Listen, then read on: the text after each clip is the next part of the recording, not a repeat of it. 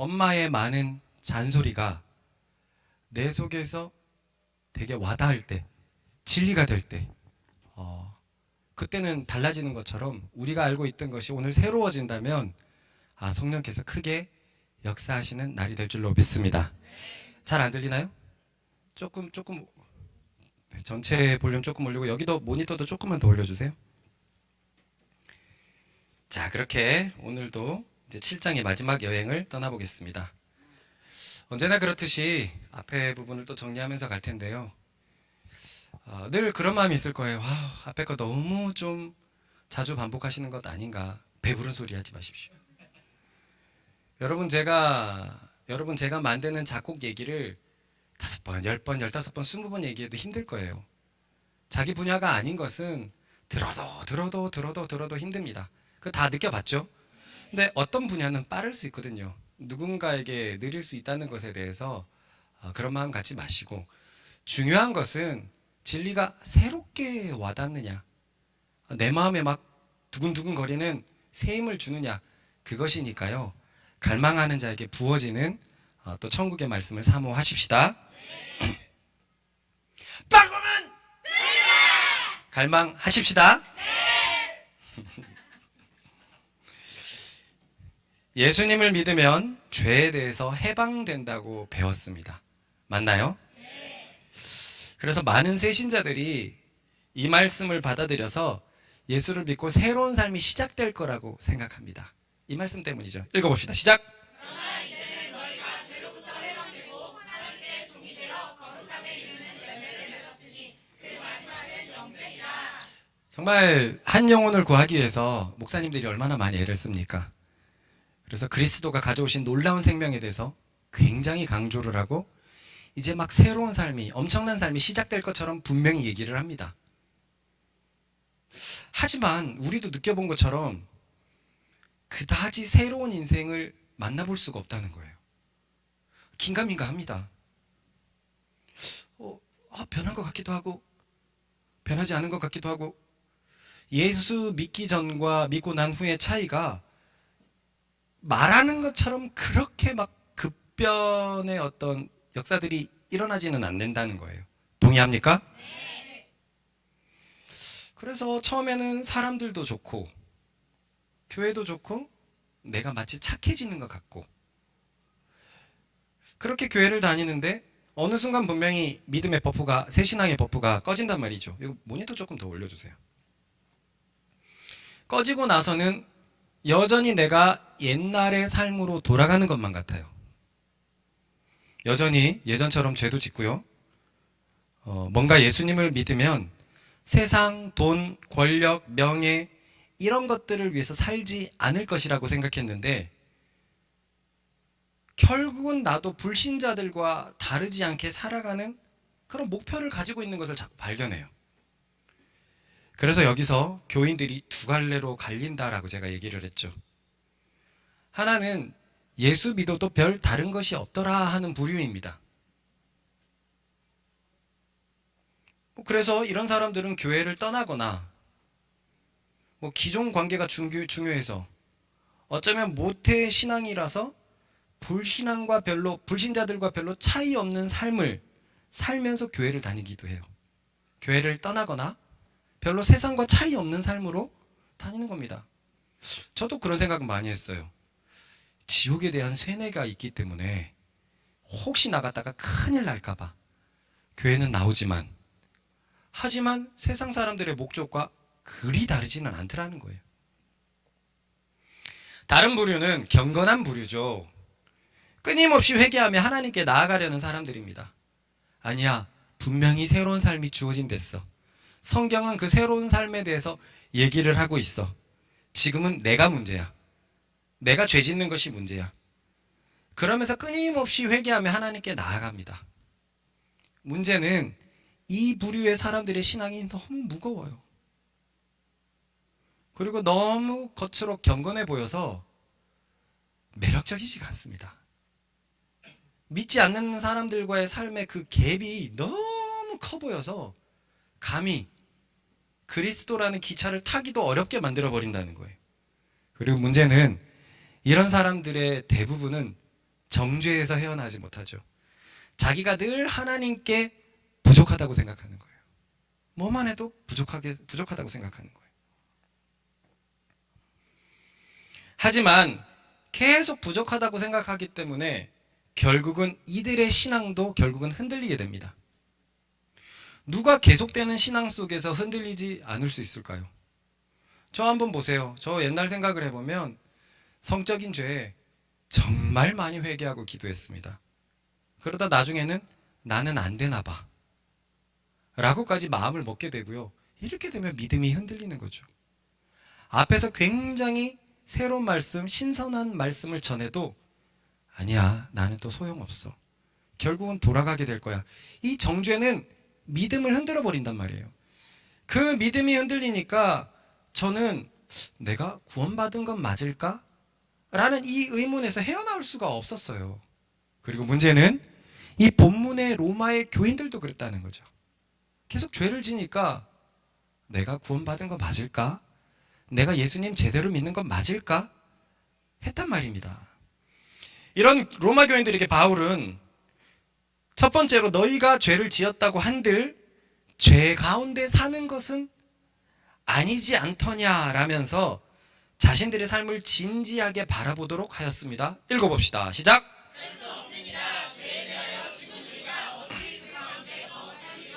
그죠? 그렇다고 해서 죄를 지어서 괴롭긴 하지만 죄 가운데서 사는 삶은 맞다 아니다? 아니었습니다. 그러면서 불신자 때의 삶과 비교하도록 했습니다. 지금 이들이 구원이 흔들렸다고는 하지만 그렇다고 해서 그 불신자 때의 삶과는 도저히 비교할 수 없었거든요. 그것을 기억나게 했어요. 그 말씀입니다. 읽어봅시다. 여러분은 죄의 노예로 있을 때 선한 일 따위에는 아무 관심도 없었습니다. 그런데 그 결과가 어떠했습니까? 좋았습니까? 좋기는커녕 판을 많이 기다리지 않았습니까? 그래서 지금 여러분은 지난일을 생각하는 것만으로도 부끄러워 쩔쩔매는 게 아닙니까? 진짜 현대 성경은 너무너무 리얼해요. 과거에 수없이 사기치던 사람, 또 보면은 남자들 가운데는 수없이 여성에 대한 것들을 자랑하는 사람들. 근데 지금은 그 얘기하려고 그러면 좀 하지 마. 나 이제 새 사람 됐잖아. 너무 부끄럽죠. 너무 부끄럽죠. 뭐 동준이한테 가가지고 야, 오토바이 훔칠 때 어땠어? 짜릿했어? 그 기분 좀 알려줄래? 제발 제발 하지 마. 이렇게 되는 거잖아요. 부끄러워 쩔쩔매는 것 아닙니까? 이 현대 성경 아주 좋아요. 그렇습니다. 로마 교인들이 예수님을 믿고 난 후에 죄를 지어서, 그래서 계속된 죄를 지어서 자신들이 믿음이 잘못되었다고 생각하고 구원이 흔들린 것은 팩트입니다. 그러나 그렇다고 해도 이들의 실제는 불신자들의 삶과 비교할 수는 도저히 없었다는 거예요. 이들은 지금 죄 가운데서는 살 수 없었던 구원받은 그리스도인이었던 것입니다. 그래서 바울은 이 사실을 먼저 명심하라고 말합니다. 읽어봅시다.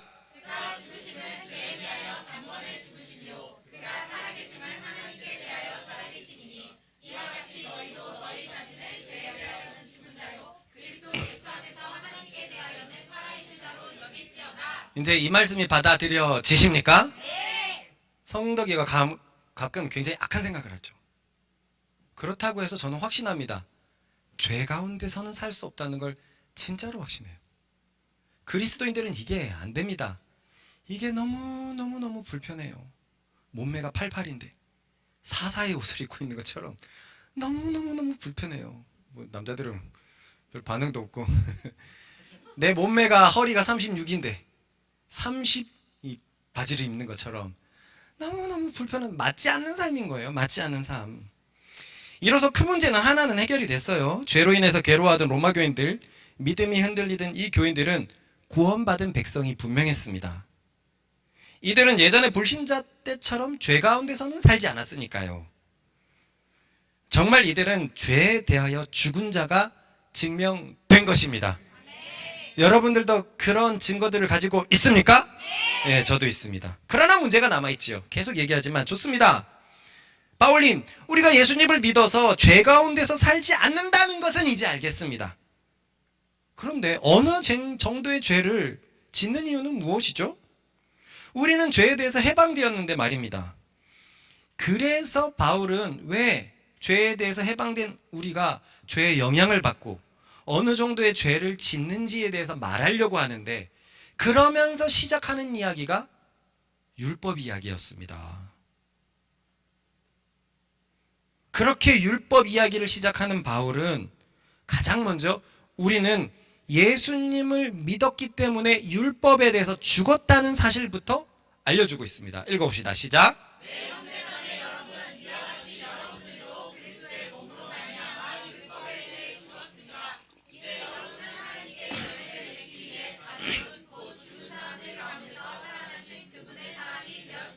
중요합니다. 제가 이 부분을 꼭 강조하려고 했던 게 한밤 예배 때도 얘기를 했지만, 그러면 왜 우리가 죄의 영향을 받나요? 왜 어느 정도의 죄를 허용하나요?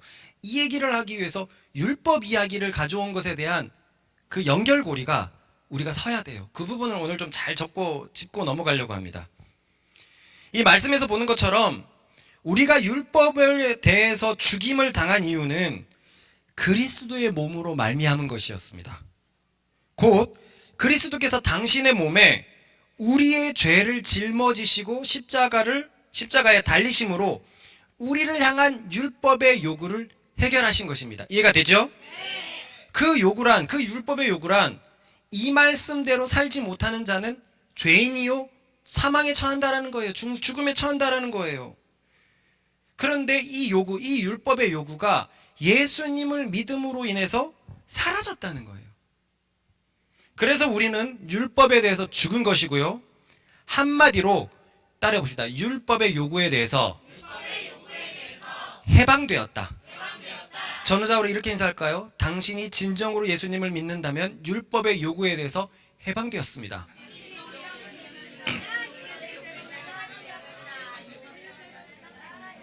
그럼 왜 죄를 짓느냐는 질문에 왜 바울은 우리가 율법에 대해서 죽었다고 답변하는 것일까요? 그것은 바로 우리의 육신을 설명하기 위함이거든요. 바울은 얘기를 합니다. 우리가 육신에 있을 때에는 율법이 말하는 죄를 짓게 된다. 우리가 육신에 있을 때는 율법이 말하는 죄를 짓게 된다. 그 부분을 읽어봅시다. 시작. 우리가 육신에 있을 때에는 율법으로 말미암는 죄의 정욕이 우리 지체 중에 역사하여 우리로 사망을 위하여 열매를 맺게 하였더니. 그러니 바울이 말하는 바는 이제 우리가 율법에 대해서 죽었기 때문에 육신으로 하나님을 섬길 필요가 없다. 육신에 있을 때는 율법으로 말미암는 죄의 정욕이 죄를 짓게 했는데, 육신에 있을 때는 죄를 짓게 되었는데, 이제는 육신으로 더 이상 하나님을 섬길 필요가 없다. 이제는 새로운 시대가 되었고, 이제는 새로운 방법, 성령의 방법으로 하나님을 섬길 수 있다라는 것이 바울의 가르침이었습니다. 읽어봅시다. 그러나 이제 우리는 우리를 받은 율법에 대해서 곧 율법으로부터 해방되었습니다. 그러므로 우리는 기록된 문자에 따라 하나님을 섬기는 것이 아니라 성령의 새로운 방법으로 하나님을 섬깁니다. 여기서 기록된 문자에 따라 하나님을 섬기는 것이 바로 육신으로 하나님을 섬기는 것이었어요. 그런데요, 이 부분을 저번에도 언급했지만 진짜 잘 받아들여야 되는 것이, 사실 우리는 육신으로 하나님을 섬긴다 하면 긍정적인 의미로 받아들입니까? 부정적인 의미로 받아들입니까? 되게 부정적인 의미 같아요. 교회를 좀 다녀보면. 그렇죠? 그러나 여기서 말하는 것은 그 의미가 아니라는 거예요. 여기서 말하는 육신으로 하나님을 섬긴다는 것은 나의 힘과 능력으로 하나님을 섬기려는 자세를 말합니다. 나의 힘과 나의 능력으로 하나님을 섬기려는 자세를 육신으로 섬긴다라고 얘기해요. 이것이 구약에 예언되어 있었습니다. 읽어봅시다. 시작. 만군의 여호와께서 말씀하시되 이는 힘으로 되지 아니하며 능력으로 되지 아니하고 오직 나의 영으로 되느니라. 그러니 이걸 알아야 돼요. 본문에서 육신으로 하나님을 섬긴다고 하는 것, 육신으로 기록된 문자를 섬기려고 하는 것은 사실 굉장히 좋은 자세라는 거예요. 좋은 자세라는 거예요. 이해 가죠? 하지만 바울이 말하는 것은 그렇게 나의 힘과 능력으로 하나님을 섬긴다는 것은 너무나 한계가 명확하다는 거예요. 그 한계란 죄가 자꾸 기회를 타서 그 선한 율법으로 말미암아 나를 정죄하게 만든다는 거예요. 육신으로 하나님을 섬기는 그 자세. 아, 나 진짜 하나님 잘 섬길 거야. 내 모든 힘과 능력으로 하나님의 말씀을 꼭 지켜야지. 아, 오늘 피차 복종하라 그랬으니까 오늘 내가 내 아내를 들이박지 말고 최대한 잘 섬겨야지. 이거 좋은 자세입니까? 좋은 자세입니다. 좋은 자세예요. 그러나 이건 한계가 명확하다는 거예요. 좋은 자세임에도 불구하고 한계가 명확한데 그 한계라는 자꾸 죄가 기회를 타서 선한 율법으로 말미암아 나를 정죄하게 한다는 거예요. 그 부분을 읽어봅시다. 시작. 그러나 죄가 기회를 타서 계명으로 말미암아 내 속에서 온갖 탐심을 이루었나니 이는 율법이 없으면 죄가 죽은 것입니다. 죄가 어떻게 기회를 탑니까? 가가지고 보라의 말에 잘 순종했어요. 여보 이거 해줄 수 있어? 이걸 해줄 수 있어? 그래 좋아 하는데 해도 너무한 거예요. 지는 누워서 핸드폰 보고 까딱까딱 하면서 해줄 수 있어? 해줄 수 있어? 점점 섬기려고 순종하려던 자세가 너도 하고 나도 하자로 바뀌는 거예요. 왜 너는 안 하고 나만 하느냐? 본전 생각도 나고 뭔가 손해되는 것 같고 그래갖고 종국에는 이제 마음이 배알이 꼴려서 못하게 됩니다. 못하게 됐는데 그때 죄가 기회를 타는 거예요. 너 하나님의 말씀 어겼어? 오늘 네가 분명히 피차 복종하라는 말씀 받아들였는데 너는 이 말씀을 또 순종하지 못한 놈이야? 이렇게 되니까 괜히 순종하려고 마음먹었다가 괜히 하나님의 말씀을 들었다가 결국은 그 하나님의 말씀 때문에 내가 죽게 되는 죄만 내 속에서 살아나게 되는 얘기를 이야기합니다. 이제 이거 잘 이해해 가시죠? 이 죄가 그 율법을 통해서 나를 정죄하니까 결국은 나는 소용없어. 소용없어. 이렇게 되면 어떻게 됩니까? 죄의 장벽이 생겨서 말씀을 쉽게 안 받아들이려고 딱딱해지는 거예요. 들어도 소용없으니까. 그렇습니다. 따라합시다. 율법은 우리를 의롭게 할 능력이 없다. 율법 자체는 선한 거예요. 의롭고 거룩한 것입니다. 하지만 그렇다고 그 율법 자체가 우리를 선하게 만들 능력은 있다 없다?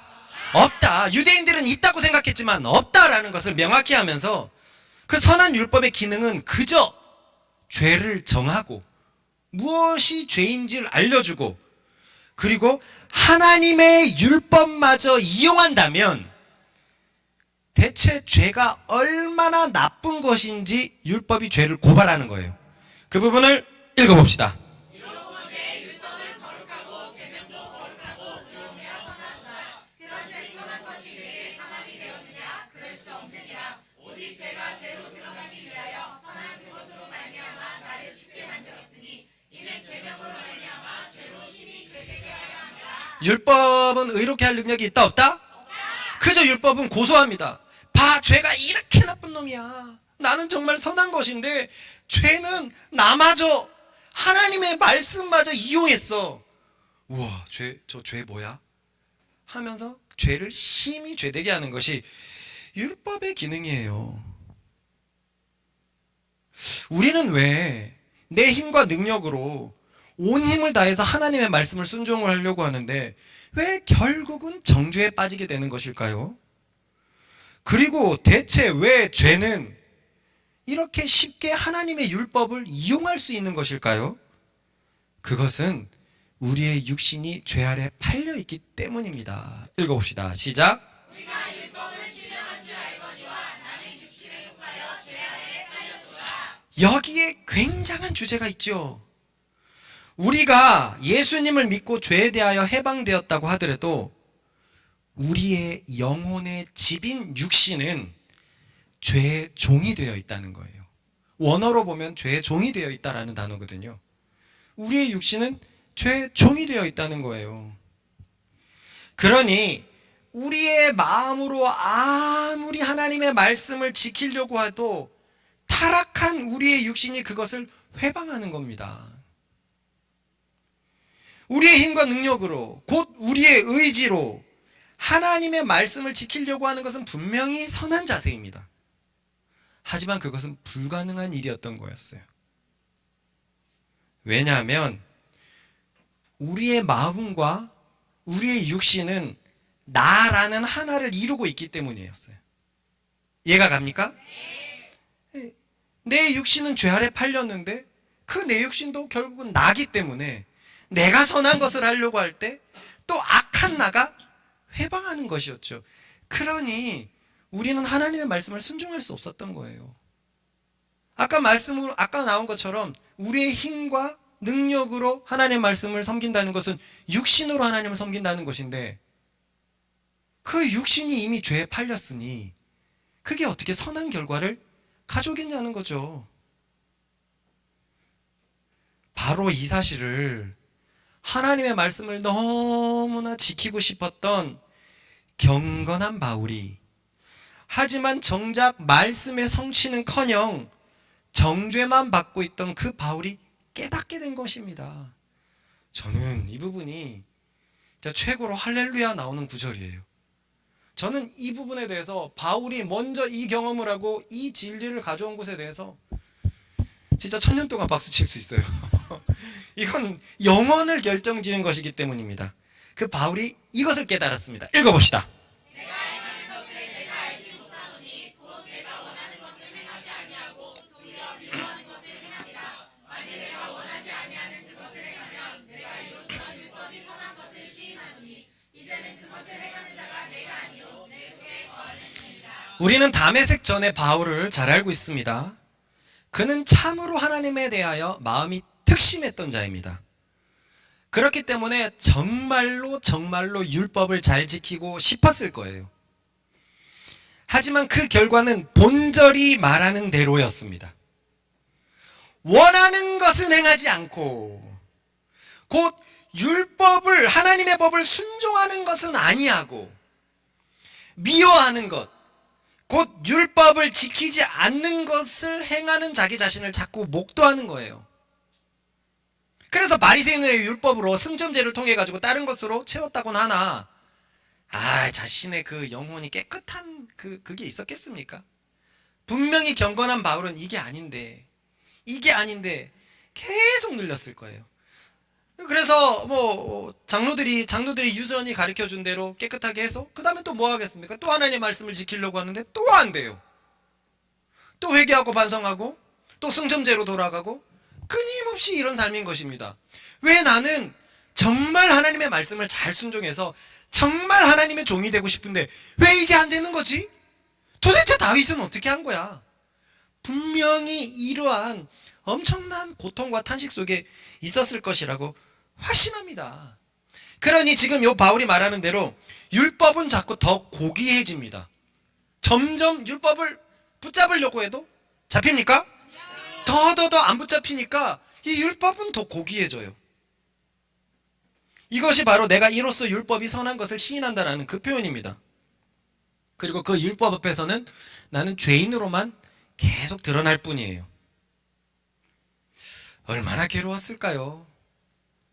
얼마나 고통스러웠을까요? 여러분, 로마서 8장으로 넘어가기 위해서는 이 경험이 필요하고 필요합니다. 정말 하나님의 말씀을 지키고 싶다. 정말 순종하고 싶다. 그런데 빌어먹을. 왜 이렇게 안 되냐? 뭐가 이렇게 안 되냐? 나는 진짜 어떻게 된 거냐? 왜 이렇게 안 되냐? 여기서 저는 늘 종교개혁자 루터를 얘기했죠. 그도 그랬습니다. 하나님의 말씀을 정말 순종하고 싶었어요. 그래서 순종하지 못했을 때는 어떻게 했죠? 채찍으로 자기 다리를 쳤어요. 그래서 루터의 다리에는 늘 상처 자국이 있었대요. 그 마음을 이해할 수 있겠습니까?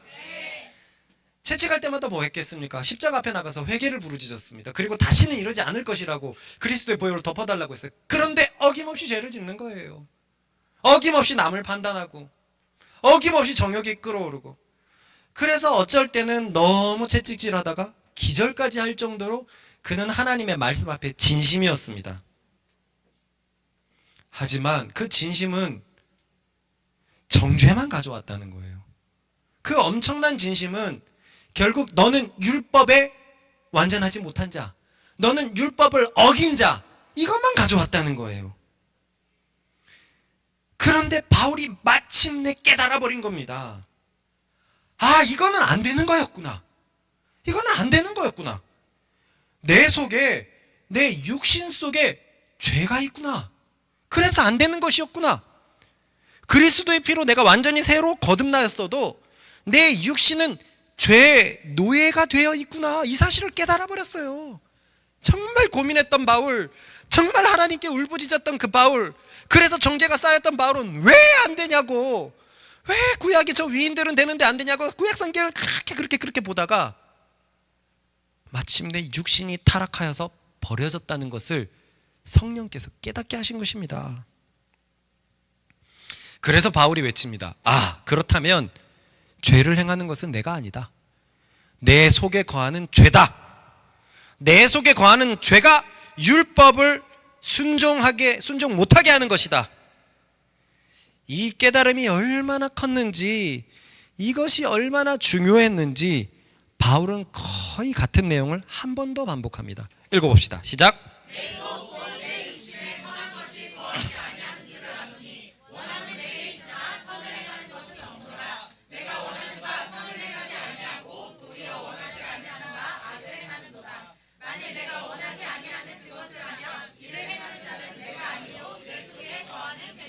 저번에도 말했다시피 저는 처음에 이 바울의 가르침을 보고 무슨 이런 유체화법 이탈이 있나,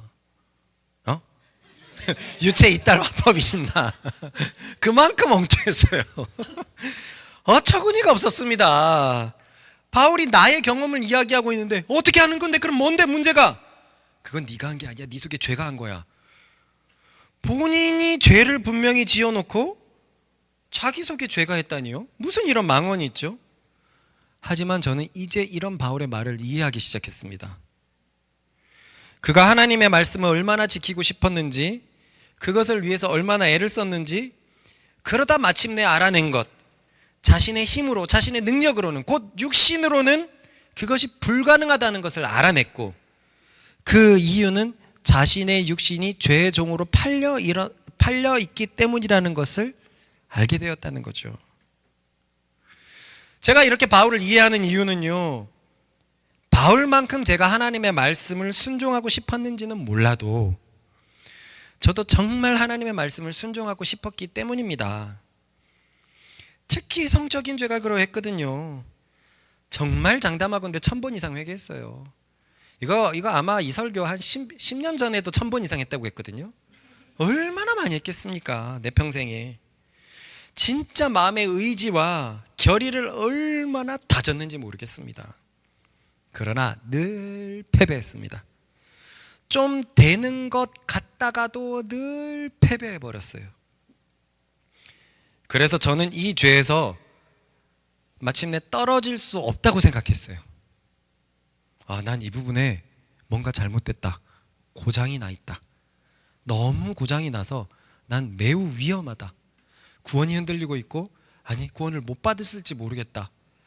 구원받은 사람이 이럴 리가 없는데, 죄에 대해서 해방이 되었는데 이건 회개를 해도 안 되니 이건 답이 없다. 그래서 저는 두려웠습니다. 하나님의 말씀이 너무 두려웠습니다. 하나님의 말씀은 나를 계속 죄인이라고 얘기하고 있고, 이 죄가 해결되지 않으면 구원받지 못한다고 말하고 있으니까 너무 두려웠어요. 마음으로는 이 죄를 덮고 살려고 했는데 제 속에 무언가가 덮지 못하게 만드는 것이 있었고, 끊임없이 회개하게 만드는 것이 있었고, 끊임없이 고민하게 만드는 무언가가 있었어요. 그런데 이제 알았습니다. 제 힘으로, 제 능력으로 하나님의 말씀을 성취하는 것은 불가능하다는 것을 이제서야 알았습니다. 사실 원래는 이 말씀 자체를 알고는 있었습니다.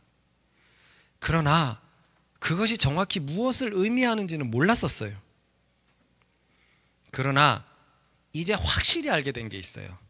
그 지난한 세월을 통해서 내 힘으로는 하나님의 말씀을 성취할 수 없구나. 내 힘으로, 내 능력으로 주님 앞에 설 수 없다는 걸, 저의 고백이거든요. 할 수 없다는 걸 진짜 알아버렸어요. 예전엔 이 의미가 뭔지도 몰랐어요. 힘으로, 능력으로 하나님을 섬기지 말라면 어떻게 하라는 거야? 왕께 만세! 나 지금 너무 힘냈어. 왕께 만세! 이렇게 해야 되는 거야? 어떻게 해야 되는 거야? 모르겠더라고요. 그런데 이제는 알았어요. 나는 하나님의 말씀을 성취할 수 있는 능력이 전혀 없다는 걸 알았어요. 알아버렸어요. 그 이유는 바울이 말했던 것처럼 나의 육신, 곧 우리의 육신이 죄에 팔려 있기 때문이었습니다. 그러니 우리의 힘으로 하나님의 말씀을 지키려 했다가는 그 마음 자체가 선한 것임에도 불구하고 얻게 되는 것은 패배여 정죄였던 것입니다. 이러한 원리, 바로 이런 육신의 구조를 바울이 깨달아 버린 거예요. 하나님의 말씀을 너무나 지키고 싶어서 하나님 앞에서 몸부림치던 바울에게 계시가 임했던 겁니다. 곧 구약의 하나님의 말씀, 곧 힘도 아닌 능도 아닌 오직 주의 영으로라는 말씀이 깨달아진 거예요. 다시 읽어볼까요? 시작. 만군의 여호와께서 말씀하시되 이는 힘으로 되지 아니하며 능력으로 되지 아니하고 오직 나의 영으로 되느니라. 그래서 마침내 이 진리를 깨닫게 된 바울이 교인들에게 가르칩니다. 읽어봅시다. 그러나 이제 우리는 우리를 받은 율법에 대해 죽고 율법으로 하나님을 되었습니다. 잠깐만요. 뭐 이렇게 넘어갔지?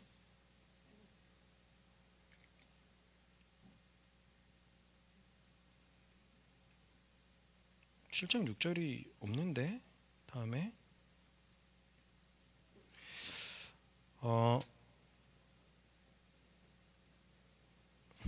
한번 그 다음도 봅시다. 8장 1절. 이거 중간에 한참 없었네.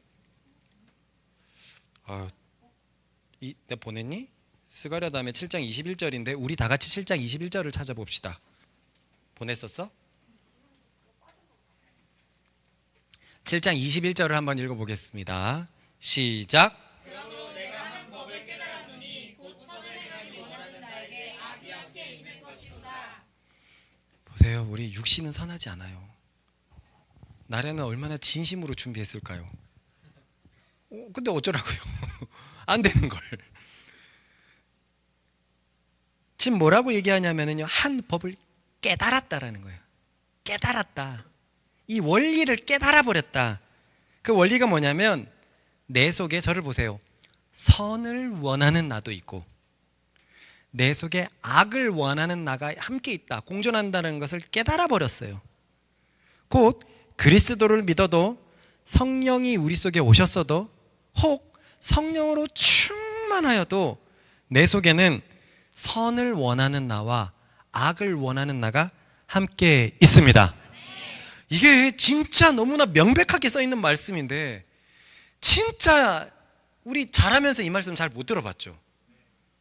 정말 못 들어봤어요. 이거 알려주면 정말 그 많은 정죄에서 벗어날 수 있었을 텐데 예수 믿고 다 해결됐다는 것에만 너무 집중한 나머지 죄에 대해서 고민하고 있던 로마 교인들에게 깨달은 이 진리, 이 너무나 금과 같은 이 진리가 가려져 버렸어요. 너무 통탄할 노릇입니다.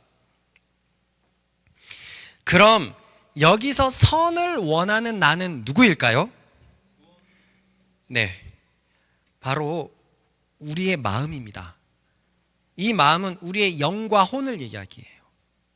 선을 원하는 나는 예수님을 믿었을 때 다시 깨어나는 영을 말합니다. 악을 원하는 나는 그럼 누굽니까?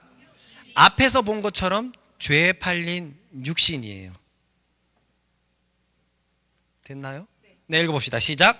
내 속사람으로는 하나님의 법을 즐거워하되 내 지체 속에서 한 다른 법이 내 마음의 법과 싸워 내 지체 속에 있는 죄의 법으로 나를 사로잡는 것을 보는도다. 여기서 그 두 명이 등장하죠. 선을 원하는 나는 22절에 말하는 것처럼 속사람이라고 표현되어 있어요.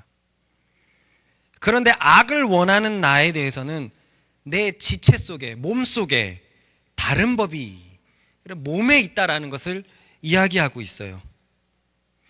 전에 언급한 것처럼 어떤 학자들은 본문의 주인공이 구원받은 자인 것은 인정하지만 그것은 구원에 속한 경건한 자이기 때문에 지금 우리 시대 때는 적용이 안 된다라고 많이 말하고 있어요. 이런 자들이 진짜 많아요. 다시 한번 이야기를 하자면 이 본문의 주인공이 구원받지 않은 자다라고 말하는 사람도 거의 50%입니다.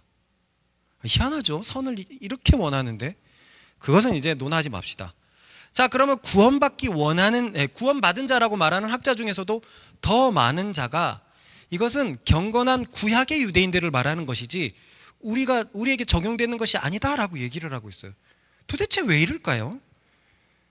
그것은 제가 이번 주 월요일 날에 수정한 묵상에 그 얘기가 나오는데요. 그 내용이 바로 이것이었습니다. 읽어봅시다. 시작. 우리가 육신에 있을 때에는 율법으로 말미암는 죄의 정욕이 우리 지체중에 역사하여 우리로 사망을 위하여 열매를 맺게 하였더니 이제는 우리가 얽매였던 것에 대하여 죽었으므로 율법에서 벗어났으니 이러므로 우리가 영의 새로운 것으로 섬길 것이요 율법 조문의 묵은 것으로 아니할지니라. 저번 말씀 수정된 말씀을 다시 묵상 시간에 수정했는데요. 그 부분을 잠시 보자면 5절에서 여기서 말하는 우리는 누구를 포함할까요? 누구를 얘기할까요? 유대인과 아니죠. 유대인과 바울입니다. 유대인과 바울이에요. 이 유대인들은 하나님을 믿었지만 5절에 본 것처럼 육신에 있었기 때문에 율법으로 말미암는 죄의 정욕에 노출되어 있었습니다. 그래서 원하지 않는 열매도 맺게 된 겁니다. 그게 바로 사망이죠. 이해가 가죠? 그런데 6절에서 보다시피 이제는 이라고 외치면서 얼매였던 것에 죽었다라고 얘기해요. 그리고 우리를 얼매게 했던 것은 6절에 보다시피 율법이었습니다. 그 이어지는 내용이 율법에서 벗어났다라고 얘기하고 있으니까요. 그러므로 여기서 말하는 이제는이 어떤 이제는을 말할까요? 예수님이 오신 것을 말합니다. 예수님이 오신 것을 말해요. 이어지는 내용이 영의 새로운 것으로 하나님을 섬긴다라고 되어 있으니 이것은 3장에서 말하는 이제는과 같은 의미가 분명합니다. 3장에서는 이런 이제는이 있었거든요. 시작. 이제는 율법 외에 하나님의 한 의가 나타났으니 율법과 선지자들에게 증거를 받은 것이라. 다시 한번 봅시다. 우리가 육신에 있을 때 이것을 구원받은 경건한 유대인이라고 생각해 보세요. 그때는 영이 있을래도 영이 있을 수가 없습니다. 왜요? 성령이 안 오셨으니까요. 그래서 아무리 경건하다고 해도 육신에 있을 수밖에 없었기 때문에 죄의 정욕이 역사할 수밖에 없었어요. 그래서 사망을 위하는 열매도 맺게 됐어요. 사망을 위한 열매만 맺게 된 건 아니었겠죠. 경건하게 율법을 섬기려고 했기 때문에 생명도 맺었지만 문제는 사망이 맺어지는데 사망과 생명이 같이 맺어지면 육신에 있을 때는 사망이 크다 안 크다? 더 크게 느껴진다는 거예요. 그런데 이제는 우리가 그 얼매였던 것에 죽었으므로 예수님을 믿어서 죽었으므로 그러므로 이제는 예수님이 오신 그 이제는을 말한 거란 말입니다. 이해가 가죠? 그러니까 5절에 있는 경건한 사람은 구원받았지만 예수님이 오시기 전에 구약의 경건한 사람이라는 거예요. 그래서 많은 학자들은 그 이어지는 그 다음의 내용, 내 속에 선과 악이 함께 있다 말하고 있는 그 사람은 그 예전 시대 때 구약의 경건한 유대인을 말한다라고 얘기하는 거예요. 이해가 갑니까? 그리고 그들이 그 학자들이 왜 그렇게 말하는지도 이제 이해가 갔죠? 우리 입장에서는 얼토당도 없었잖아요. 설명을 듣기 전에는 아니 이것이 옛날 유대인들만 해당된다고? 에이 말도 안 돼. 이렇게 왜 무슨 다수의 학자들이 이렇게 말할 수 있어라고 얘기하지만 앞에 나온 내용이 경건한 구약 유대인을 말하는 거였기 때문에 뒤에 나오는 내용도 경건한 구약 유대인으로 쭉 바라봤다는 거예요. 이 부분을 이해하고는 넘어가자는 거죠. 하지만 그렇게 볼 수 없는 결정적인 증거가 있어요. 이것은 구약의 경건한 사람을 말하는 것이 아니라 신약의 하나님의 사람을 말하는 결정적인 증거가 있어요. 읽어봅시다. 시작. 내 속사람으로는 하나님의 법을 즐거워하되. 결정적인 단서는 속사람이라는 단어예요. 바울은 속사람이라는 단어를 여기 외에 2번 더 사용하는데 그 의미는 모두 다 거듭난 영을 의미합니다. 영을 의미해요. 감사하게도 그 2 구절을 우리는 찬양을 통해서 알고 있어요. 읽어봅시다. 시작. 그러므로 우리가 낙심하지 아니하노니 우리의 겉사람은 낡아지나 우리의 속사람은 날로 새로워지도다. 그의 영광의 풍성함을 따라 그의 성령으로 말미암아 너희 속사람을 능력으로 강건하게 하시오며. 우리 밑에 거는 윗찬송이라서 너무나 잘 알고 있고 위에 거도 내 육신 후회하나 내 영은 주 바라보리, 그 내용이 있죠. 여기서 말하는 것처럼 속사람은 영을 의미해요. 영을 의미합니다. 그리고 10장 16절에는 성령으로 말미암아 속사람을 강건하게 하니까 더 우리의 영을 의미하는 게 확실합니다. 그러므로 본문의 사람은 구원받은 사람이며 성령의 내주하심을 경험한 자가 분명합니다. 왜냐하면 속사람이라는 단어가 영이니까요. 영이니까요. 다시 한번 볼까요? 내 영으로는 하나님의 법을 즐거워하되, 이건데요, 구약의 경건한 유대인이 어떻게 이런 표현을 쓸 수 있냐 이거예요. 이해가 가죠? 성령이 안 오셨는데 속사람으로 어떻게 즐거워한다라고 얘기를 할 수 있어요. 또한 또 하나의 증거가 있습니다. 지금 바울은 이 말씀을 누구를 위해서 전하고 있나요? 1차적으로 7장은 유대인에 대해서 적혀 있지만 5장, 6장, 7장이 누구를 위해서 적혀 있나요? 로마 교인들이에요. 그런데 어떤 교인들요? 아니, 무슨 고민을 갖고 있는? 죄에 대해서 고통받는 교인들입니다. 이방인만입니까? 유대인을 말합니까? 둘 다요. 둘 다 하나님으로 구원받았지만 둘 다 죄를 짓고 고민하고 있고, 유대인들이 얼마나 지금 죄를 지었습니까? 남의 신전에 가서 물건 훔치는 죄도 지었는데, 그가 진짜 하나님의 사람이라면 얼마나 괴로웠겠습니까? 그러니까 막 구원이 다 흔들리는 거죠. 바울은 이들에게 왜 죄에 해방된 그리스도인이 죄를 짓는지 지금 가르치고 있습니다. 즉, 신약에 속해서 성령의 내주하심을 경험하고 있는 자들이 왜 죄를 짓는지에 대해서 얘기하고 있단 말입니다. 그러니 그런 게 아니라면 이 7장의 생생한 간증은 설명이 안 되는 거예요. 이해가 가시죠? 아까 루터를 보십시오. 그는 1500년도의 사람으로서 당연히 신약 사람 맞습니까? 예수님이 오신 지 1500년도 지난 당연한 신학 사람이었지만 자신의 힘으로 말씀을 지키려다가 정죄에 빠졌습니다. 그죠? 즉 신약 시대라도 얼마든지 육신으로 하나님을 섬길 수 있다 없다? 있다. 바로 그렇다는 거예요. 로마 교인들, 너희들은 예수님 믿고 영의 사람이 되었는데 니네들은 육신에 속해서 하나님을 섬기고 있다. 근데 그것은 과거의 저 구약의 백성들이 자신의 힘으로 하나님을 섬기고 그런 것과 똑같다.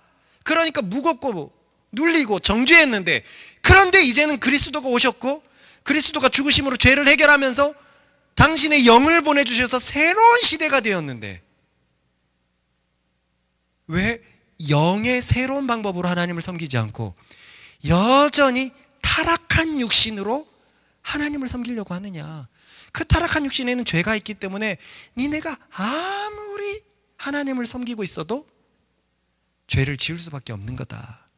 자, 드디어 해결이 되었어요. 왜 그리스도인들은 죄를 짓는가? 첫째로, 그리스도는 죄에 대해서 죽은 자다. 그래서 죄 가운데서 사는 자가 아니라는 걸 분명히 한 다음, 그래도 해결되지 않았던 왜 영향을 받는데요? 왜 도대체 우리는 죄를 짓는데요? 그것은 그들이 육신으로 하나님을 섬기려고 하기 때문에 그런 겁니다. 이해가 가죠? 그래서 바울은 육신으로 하나님을 섬기려고 했던 그 율법에 대해서 죽었다. 그 율법에 대해서, 그것은 그리스도가 당신의 육신으로 율법을 성취해서 그 값을 우리에게 주셨다.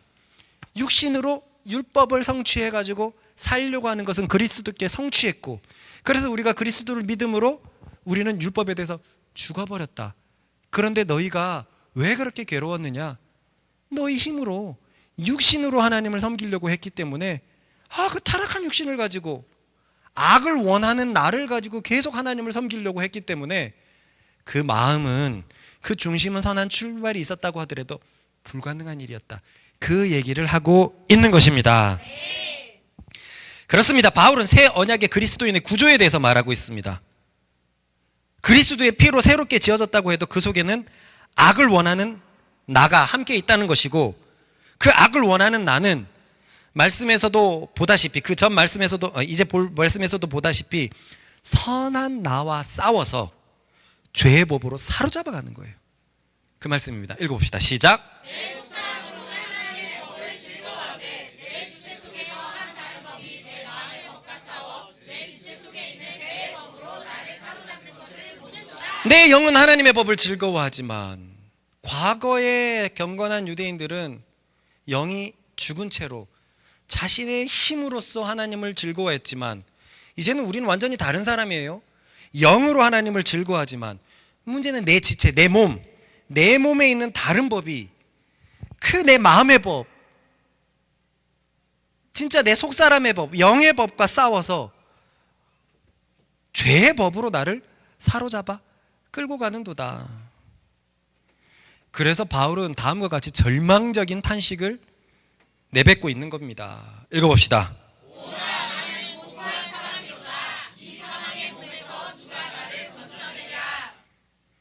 여기서부터 힌트가 계속 주어지고 있는데 계속 집중해 보세요. 잠시 정리해 봅시다. 바울은 그리스도인이 죄에 죽었다, 그래서 죄 가운데서 살 수 없다는 것을 먼저 설명했습니다. 그리고는 해소되지 않는 문제, 죄에 해방된 그리스도인이 왜 죄를 짓는가에 대해서 설명했습니다. 이제 이해 가십니까? 그 설명을 위해서 바울은 예수를 믿어 율법에서 죽었음을 이야기했고요. 즉 율법이 더 이상 우리에게 죄의 책임을 물을 수 없다는 것을 분명히 했습니다. 여기서 왜 율법이 죽었는 것을 설명했냐면 바울의 이야기를 종합해 보니까 우리의 힘으로 율법을 지키려고 했던 것에 오는 정죄에 대해서 예수님으로 인해서 이미 값을 다 치렀다는 거예요. 한마디로 우리의 육신이 하나님의 말씀을 지키려고 했던 것, 하지만 지키지 못해서 정죄받았던 것, 그것에 대해서 그리스도께서 이미 값을 지불했다는 겁니다. 그러면 그렇게 값을 지불한 그리스도인들은 이제 어떻게 살면 되느냐? 이제는 육신으로 하나님을 섬기는 것이 아니라 새로운 방법인 영으로 하나님을 섬기면 된다는 것이고, 이것이 아까 6절의 말씀이었습니다. 시작. 그러나 이제 우리는 우리를 받은 율법을 내주고 율법으로부터 해방되었습니다. 그러므로 우리는 기록된 문자에 따라 하나님을 섬기는 것이 아니라 성령의 새로운 방법으로 하나님을 섬깁니다. 그리고 전에 언급한 대로 이 말씀 이후로 8장을 넘어가면 논리가 그대로 이어져요.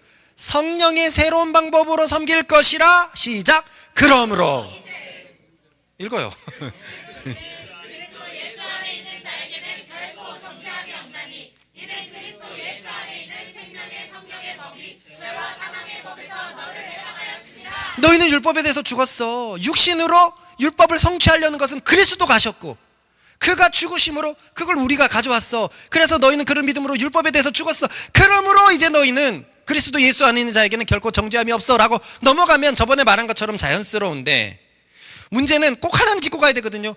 그러면 왜 육신으로는 도대체 하나님의 법을 섬길 수 없는지, 그리고 그 이유를 이제는 우리는 압니다.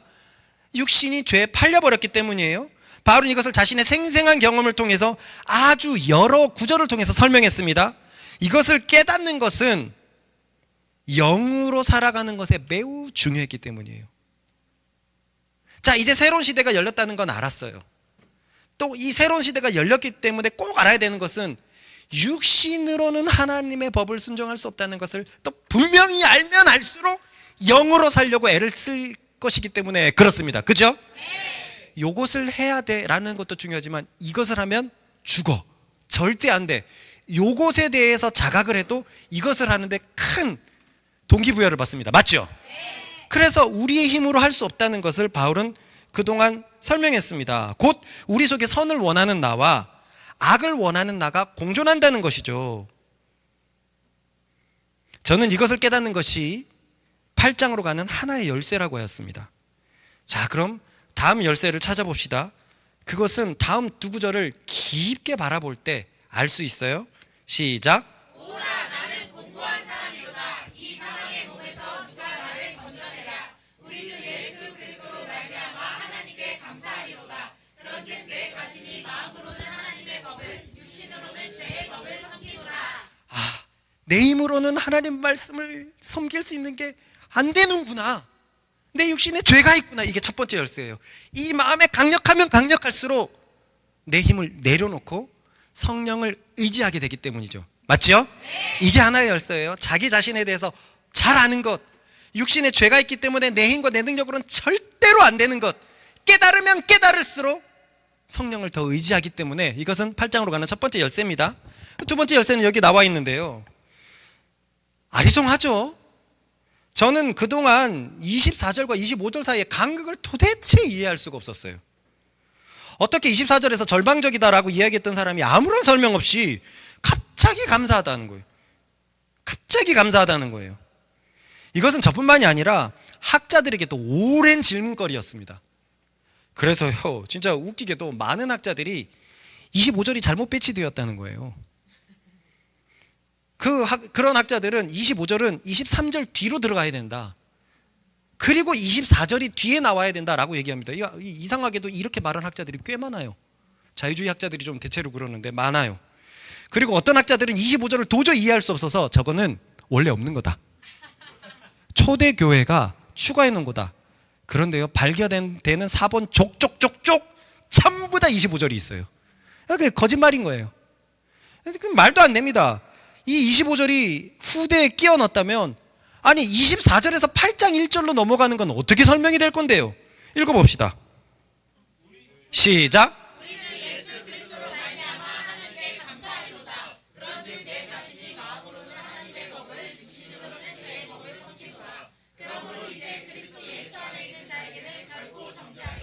보는 것처럼 8장 1절은 환희를 얘기합니다. 근데 이게 껴들어간 말씀이라면, 25절이 껴들어간다면 사망의 몸에서 누가 나를 건져낼까? 그러므로 이제 그리스도 예수 있는 자에게는 말이 안 돼요. 25절은 원래 있는 겁니다. 25절이 원래 있는 거라고 이제 우리는 뭐 궁금하지도 않았는데 알게 되었잖아요. 대체 왜 바울은 25절에서 갑자기 감사를 이야기하고 있을까요? 마음으로 하나님의 법을 감사한다는 건 이해가 갑니까? 네. 마음으로 하나님의 법을 섬기는 것을 감사하는 건 분명히 이해가 갑니다. 그런데 육신으로는 죄의 법을 섬기는 걸 왜 감사합니까? 이건 감사할 거리가 아니잖아요. 다시 말하지만 저는 이 진술을 이해할 수가 없었어요. 왜 육신으로 죄의 법을 섬기는 걸 감사해야 되지? 왜 이 사망의 몸에서 누가 나를 건져내랴? 그리고 그 다음에 이 급반전은 뭐지? 다시 한번 24절을 보십시다. 시작. 오라 나는 공고한 사람이로다. 이 사망의 몸에서 누가 나를 건져내랴. 자, 여기서 뭐가 보입니까?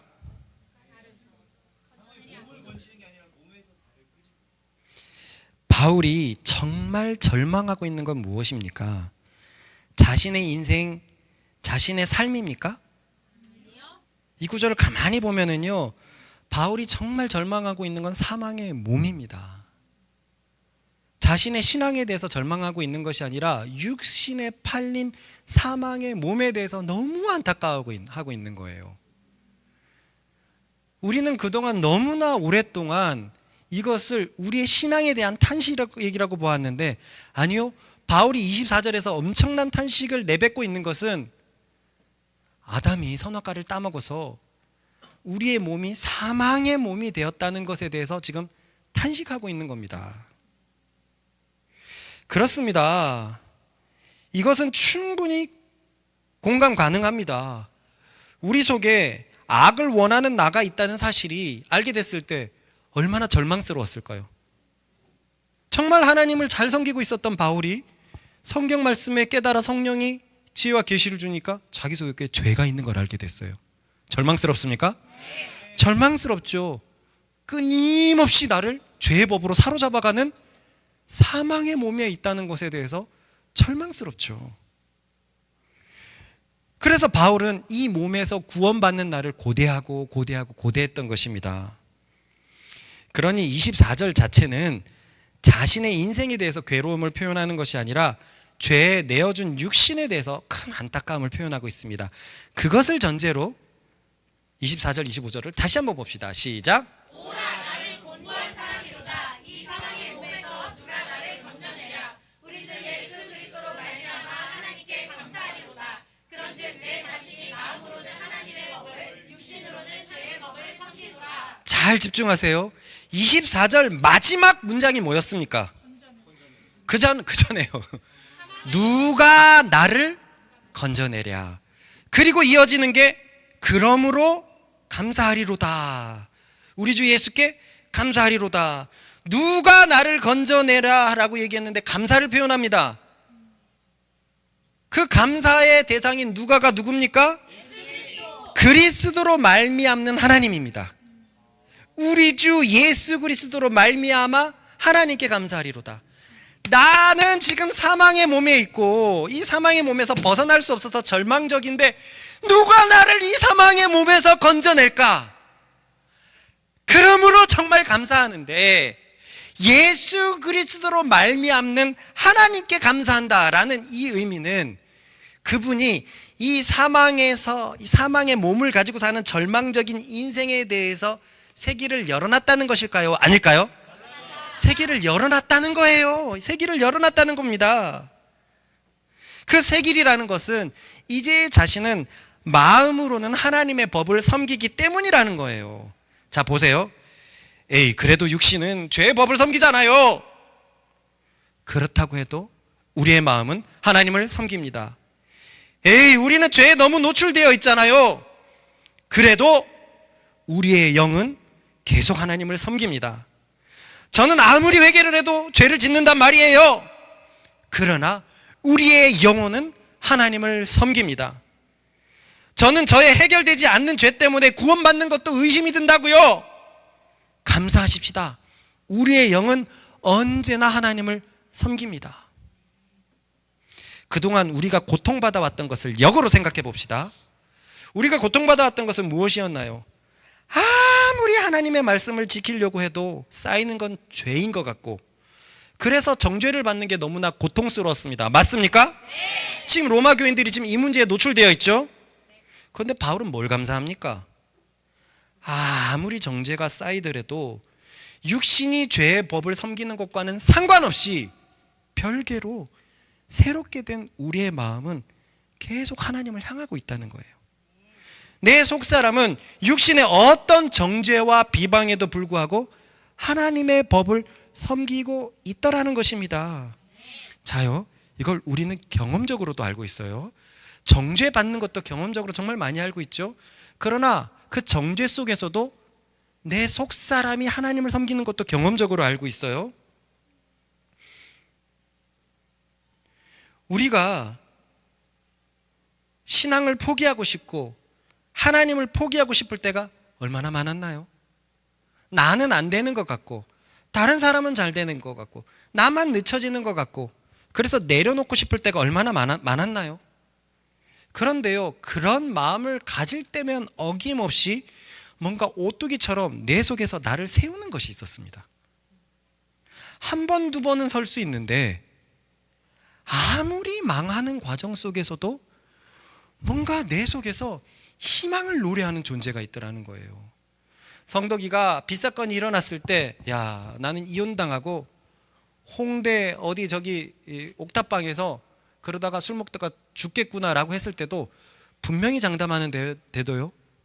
분명히 장담하는데요. 그 속에서도 희망을 노래하는 나가 있어요. 제가 2012년 때 다 드러났을 때 죽고 싶다라고 했을 때도요, 제 깊은 곳에서 태화야, 너는 정말 이제 성결해질 거야. 네 문제가 다 드러났지. 너는 이제부터 시작이야. 하나님이 너를 세우실 거야 하는 저 깊은 곳에 나와 또 다른 어떤 나가 계속 나를 세우는 거예요. 그래서 그때 나는 그 나를 부정했죠. 아니야, 나는 더 혼나야 돼. 더 드러나야 돼. 나 같은 놈은 망해야 되고 나 같은 놈은 죽어야 돼. 하나님께서 얼마나 기회를 많이 주셨는데 너는 하나님의 사역자인데 어떻게 그런 짓을 행할 수 있어? 나 같은 놈은 죽어야 돼. 내가 이 생각을 하는데, 내 육신에 편승해갖고 내 마음이 이 생각을 하는데 또 다른 내가 아니야, 다윗 봐봐, 밧세바를 취하고 어떻게 됐어? 성경에 그런 얘기들이 얼마나 많아. 너가 그렇게 될 거야. 그게 정말 이해가 안 갔어요. 저는 여지껏 성령이 너무 충만할 때 악한 생각이 든다는 것에 대해서 이해가 안 갔다 그랬습니다. 기억나죠? 그런데요, 그 반대도 항상 존재하더라는 거예요. 항상 내 속에서 희망과 소망을 노래하는 무언가가 내 속에서 자꾸 나를 세운다는 거예요. 참 요상한 것이, 이게 넘어질 때 꼭 일어나요. 하나님, 나 넘어질 것 같아요. 잡아주세요. 이때는 그 나가 등장하지 않습니다. 안 돼요, 안 돼요, 주님, 저 회개합니다. 나 잡아주세요. 이러다가 나 망합니다. 이때는 내가 안 등장해요. 나는 답이 없다. 나는 죽을 만한 존재다 했을 때, 그때 내 속에서 뭔가 다른 내가, 너는 여전히 하나님께 사랑을 보는 거야.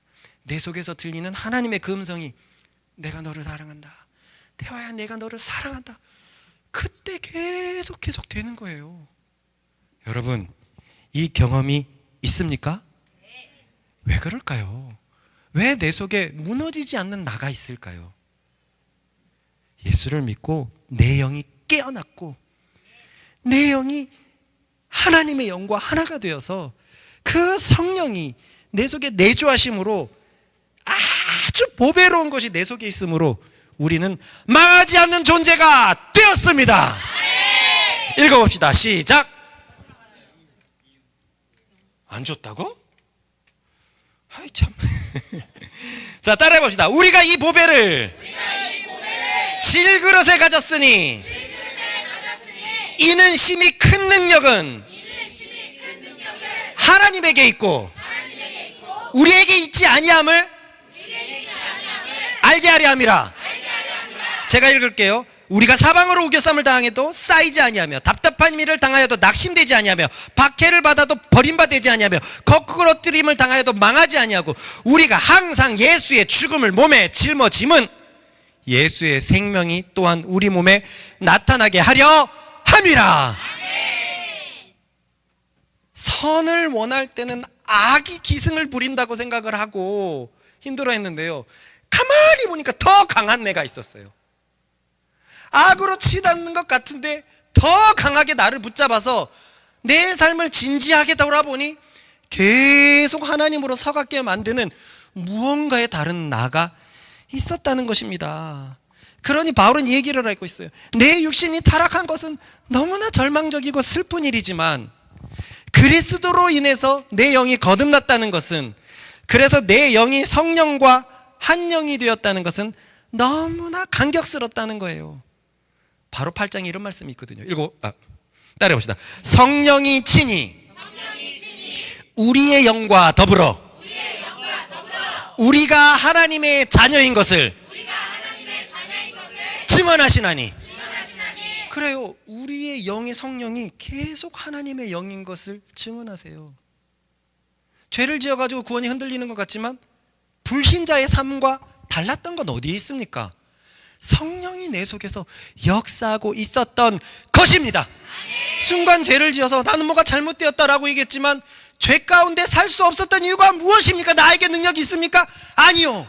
성령이 내 영과 더불어서 역사하고 있었기 때문입니다. 그러니 너무너무 감사했던 거예요. 내게 내 육신은 타락했지만 내 영은 하나님의 영과 하나가 되어서 하나님을 계속 바라고 즐거워하는 것에 대해서 감사하고 있었던 것입니다. 그러면 마지막으로 우리는 어떻게 살면 됩니까? 타락한 육신에 속하지 않은 채로 살면 되는 거예요. 거듭난 영을 따라서 성령과 한 영이 된 영으로 살면 됩니다. 우리가 아무리 육신이 타락했다고 하더라도 영으로 살면 이 육신이 영향을 끼치지 못하는 거예요. 아, 나는 절망적이다. 이 육신은 끊임없이 죄지고 있다. 그런데 하나님의 영이 우리 속에 있어서 나와 같이 있자. 그러면 너는 육신의 영향을 받지 않아도 된다. 원래는 예수 믿으면 아예 죄를 안 짓는다고 모든 것이 해결되는 줄 알았는데 그게 아니었던 거예요. 예수 믿어도 육신은 타락했지만 우리가 성령 안에 거하면 육신의 영향을 받는다, 안 받는다? 완벽한 길이 있다는 것을 깨닫고 나서 그제서야 바울이 너무너무 감사했던 것입니다. 구약의 경건한 자들은 하나님의 말씀을 순종하고 싶어도 따라오는 종죄를 어찌할 수 없었습니다. 그러므로 구약은 무거웠습니다. 눌려 있었습니다. 그러나 신약은 다릅니다. 예수께서 죄를 해결하시고서는 당신의 영을 우리에게 보내셨습니다. 이제 신약에 믿는 자는 죽었던 영이 다시 살아난 것입니다. 죽었던 하나님의 영이 다시 깨어났다는 말입니다. 그러니 타락한 육신이 있는 것은 참으로 슬픈 일이지만 이제 너무나 좋은 소식이 있습니다. 성령이 우리 속에 오셔서 우리가 성령으로 살게 될 때 육신의 영향을 받지 않을 수 있습니다. 그렇게 성령으로 인도함을 받으면 하나님의 말씀을, 그렇게 성취하고 싶었던 말씀을 성취할 수 있습니다. 더 이상 생명과 사망이 공존하는 삶이 아니라 사망은 십자가에 묻어두고 성령 안에서 생명으로만 살아갈 수 있게 되는 것입니다. 이것이 8장으로 가는 또 하나의 열쇠였어요. 그것은 따라해봅시다. 죽었던 영이 다시 살아났다. 우리는 이 두 가지 열쇠를 함께 가지고 있어야 돼요. 우리의 육신은 죄에 팔렸다는 것. 그래서 육신에게 틈을 주면 얼마든지 죄를 지을 수 있다는 것. 하지만 우리의 영이 되살아났다는 것. 육신의 죄에 팔렸다는 걸 알고 있다면 우리는 육신 속에 거하지 않으려고 할 것이고, 우리의 연약함, 상대방의 연약함을 이해할 수 있을 것입니다. 우리의 힘으로, 의지로 하나님의 법을 만족시키지 못한다는 것을 알게 되어서 상대방에 대해서 온유한 마음이 생길 거예요. 그죠? 예수 믿는 사람이 왜 그래? 이런 말이 어떻게 보면 필요 없는 말이에요. 육신 속에 거면 얼마든지 거할 수 있으니까 이해가 되는 겁니다. 그래서 거듭난 내 영혼에 하나님의 영이 우리 속에 오셨다는 것, 그리고 이 나의 영은 선한 것만을 원한다는 것, 육신이 아무리 정죄해도 성령께서 우리의 영과 더불어 하나님을 바라보게 하신다는 것, 이것이 그리스도의 죽음이 우리에게 가져온 가치였습니다. 마지막으로 어떤 사람은 이렇게 생각할 겁니다. 그러면 예수님을 믿고 난 후에 우리의 영혼육은 전쟁터구나, 영과 육의 전쟁터구나, 끊임없이 죄의 법으로 끌고 가고 끊임없이 하나님의 법을 즐거워하고. 아니에요. 그러면 별로 즐겁지 않습니다. 바울이 진짜 감사하는 이유가 뭔지 아세요? 바울이 진짜 감사하는 이유는 겉사람의 나는 진정한 나가 아니라 속사람의 나가 하나님이 보실 때 진정한 나이기 때문입니다. 타락한 육신의 나는 진정한 나가 아니라는 거예요. 왜요? 율법에서 죽었어요. 율법을 지켜야지 천국 간다는 것, 우리의 육신으로 율법을 지켜야지 천국 간다는 것, 그것에 대해서 예수께서 다 해결하셨어요. 다 해결하셨어요.